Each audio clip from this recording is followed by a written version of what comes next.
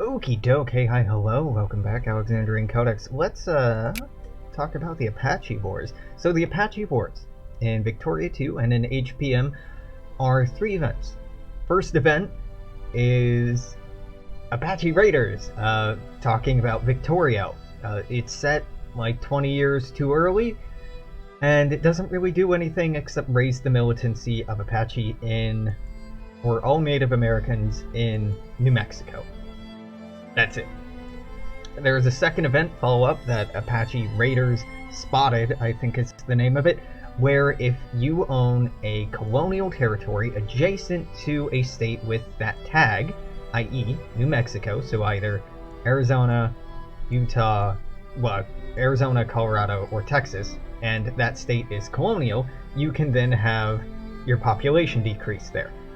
However, at that point in the game, 1870s, 1880s, a good player will not have colonial states left in the United States at that point. Not even with the, probably not even with the bullshit I've added in with my mod to really slow down American expansion, so it effectively did nothing. Then the third event was the capture of Geronimo, or the surrender of Geronimo, rather, not capture, and that just decreased the militancy of the pops that got militancy and also decreased their consciousness for some reason. I'm not really sure why that was on there, and that's it. That's the event chain. Like, nothing happens, and then nothing happens, and then nothing happens. It's kind of not great. So instead, I've added a few.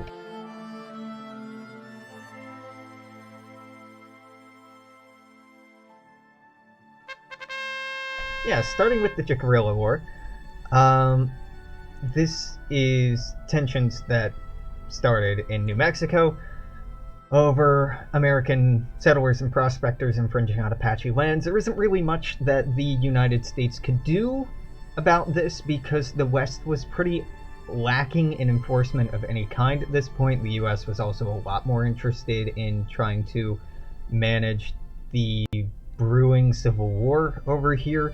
So this bad start, nothing you can do about it. Just sucks. Then that leads to the Chiricahua War. The Chiricahua War was the continuation of the tensions in New Mexico to Arizona. Essentially, 150 cattle and a 12-year-old boy were kidnapped, and Lieutenant George Bascom of the United States Army was tasked with finding and rescuing this kid and these cattle. Instead, Bascom decided to go after Cochise, who was an Apache chief, suspecting Cochise of kidnapping the kid. Cochise claimed that his band was innocent and even offered to help Bascom find the people who did it. Bascom didn't believe Cochise and took Cochise and a number of his band captive. Cochise escaped by cutting through his tent, and then took prisoners to try to exchange for his band members and family members that had been unlawfully taken by the United States Army. Neither side were willing to back down, and both sides started killing hostages. Yeah, really great moment in American history there. The kid was not saved. I think like 50 of the cows, 20 or 50 of the cows were saved, I think, in the end. Cochise was so embittered by this, obviously, that he would go on to side with his father-in-law, right? Colorado's in the actual Chiricahua Wars during 1861-1862. So this gives you an opportunity to do the right thing and not arrest an innocent man, and instead cooperate with him. You lose prestige, you gain consciousness, but you don't lose population. But say you go historical. Well, if you go historical, emboldened by the tensions between American states, Apache chieftains Magnus Coloradus and Cochise have struck an alliance, agreeing to drive all Mexicans and Americans out of Apache territory. So Apache are even more militant, they don't lose any more population, you lose more non-native population in that area. And then In response to that, the United States military intensified its presence in the region, successfully capturing Colorados, claiming that they wanted to talk about a truce. When Colorados came under this flag of truce, the United States Army captured him, tortured him, killed him, then cut off his head, boiled his head, and mailed the skull off to the Smithsonian. This is real shit. You can't make this up. This is why I've only done the Apache Wars today, because my faith in humanity is just crashed, and I can only handle so much. This is just stupidly dark, and good stuff. Yeah, not painful at all to read about or write, and got it. Just all of this is pretty bad. Yeah. Then Kit Carson was enlisted by Colonel James Carleton to round up the Navajo and Apache in the area and move them onto reservations, because the Apache were so enraged that they couldn't be easily handled or negotiated with anymore, understandably. So now the Navajo, the poor Navajo, who had nothing to do with this, are caught in the crossfire. And the Apache, who really weren't all in on this, even. Okay, the Camp Grant massacre is unrelated to that last chain. The last chain you can get out of by working with Cochise and not being a dick about it. But if you be a dick about it, well, there are historical consequences to it. The Camp Grant massacre happened in southern Arizona, wherein a group of American vigilantes calling themselves the Committee of Public Safety, along with Tohono O'odham, unlawfully attacked an Apache village, killing and mutilating 144, of which only 8 were men, the rest were women and children. There were 29 survivors, I think all children, sold into slavery. The President of the United States, Grant at the time, ordered that the assailants be tried. They were tried in a Tucson grand jury. Within 19 minutes, the all-white jury pronounced the verdict of non-guilty on all 108 accounts. I'm not making this up. This is real history. America's fucking awful, and it's always been awful. Yep. The 19 minutes of the court were just filled with people spouting off about how dangerous the Apache were. Not even this particular band of Apache, just Apache generally. And it's just horrible. So, God bless America, or this isn't justice. Take your pick here. If you go with God bless America, well, you're the Apache and other related groups in southern Arizona would respond by running the fuck away from Tucson lest they be attacked next, heading into central northern Arizona, whereupon they joined up with more militant bands of Yavapai and Apache who were resisting relocation attempts. This is a pivotal moment in the Yavapai War. Skeleton Cave, go ahead and Google it. Again, group of Yavapai in a cave. Allegedly, they were attacking Americans. Allegedly, the Americans, using Apache scouts, tracked them down to a cave hideout.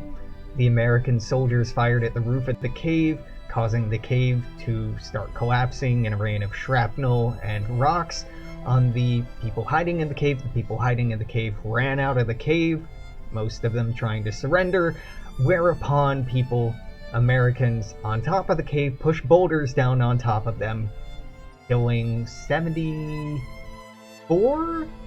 78? 70-something people, and then just left the bodies there, didn't bury them, and the bodies would remain there until the 1930s, I think? In 1903, I think the cave was, named Skeleton Cave by rancher Jack Adams. Fucking American history. And if you think I'm taking like a pessimistic anti-American view or lens here, well, I promise you I am, but I'm not doing it especially or particularly with malicious intent here. These events happened, and these events characterized these conflicts lengthened these conflicts, and elongated. There we go. Elongated these conflicts. And yeah, we're just pretty terrible. Yeah, there were people killing people on both sides, but I mean, the Americans committed massacre after massacre after massacre after massacre, and somehow have just acted like we have the high ground and yada yada yada. So yeah, it's a painful event tree to work through if you don't try to cooperate. Victorio's War is in New Mexico. Chiricahua War Chief Victorio. This is the end of his heyday. And then last but not least, we have Geronimo. This is not the Geronimo picture I want. I'm going to replace this as a vanilla picture, which is okay, but was taken later. There was a photo taken of that year that has Geronimo and his band, some of his band together, and well, it's closer to the time period, so it's a photo I want to use. This is the surrender of Geronimo.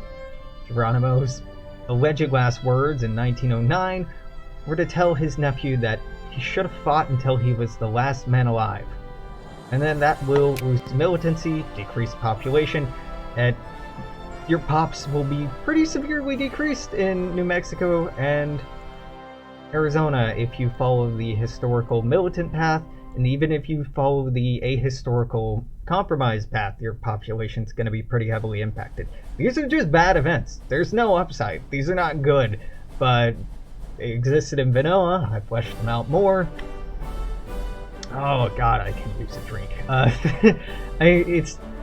These are only a few of the massacres and war crimes, just straight up war crimes that the United States committed at this time. I'm not, that's 7 or 8 events. I could have twice as many in the game and just bombard you with one every 6 months or 2 months or something like that for the duration of these quarter-century, half-century long conflicts, but I'm not going to do that. Ultimately, the point of this is to be illustrative and educational, not to just beat you down and make you want to drown your sorrows in alcohol or militant activism. So yeah, the Apache Wars are done today. I need a fucking break. That was only like, I don't know, 3 hours of work, but oh, fuck, it's dark. The Sioux events were bad enough. With a couple of those, I didn't read them, and maybe I didn't read them aloud when I was recording that episode, so maybe that was part of why it wasn't so crushing, but oh, fuck. Yeah, I guess the Comanche I might move on to next, or the Paiute. Yeah, there's a few big wars left, but fewer of these really prolonged, decades-long long wars. Maybe the Comanche will have that, but for the most part, the Apache the Apache are very small here. But their presence in American history, their presence in the American psyche and American mythos is huge. And the same thing with the Sioux and the Comanche. These three, they were very warlike tribes, and so were we. Their legacies are very, very wrapped up in our own at this point. So there's no relocation event. I don't have the Navajo being relocated everywhere because I essentially have the DNA already starting on reservation, basically. I mean, there's some here who aren't. I don't have them being depopulated as much as they were. So prior to the Long Walk, the population of the Navajo was at that time estimated to be around 25,000. which it's higher in 1836 because this is before epidemics, this is before other things started dwindling the population, and then the Long Walk and other militant activities reduced that 25,000 down to a population of about 2,000, I think is how low the genetic bottleneck got. So the Navajo today, the Diné, are one of the most populous First Nations demographics in the United States. And they came really down to the wire here in the 1900s. A lot of these nations did. And I mean, the number of nations that I can't feature because they don't have a surviving history anymore. Like, we know their name, but that's about all we know about them. Or we know their relationships with other groups, but that's it. There are so many people, so many stories, so many nations and histories that are just completely gone. And I recognize that, yeah, it's a bit of a lot taking all this in and learning all these names and dealing with all these events, but in reality I should have 10 times as many here easily, but I can't. So this'll have to do. Okay, I managed to talk 15 minutes about 8 events, which is classic Alex. I'm gonna make some tea, listen to some relaxing music, I don't know, just like stare into the void for a while and try to stop reading about genocide. Until tomorrow, I'm gonna say toodaloo, take care, I will see you then, bye bye.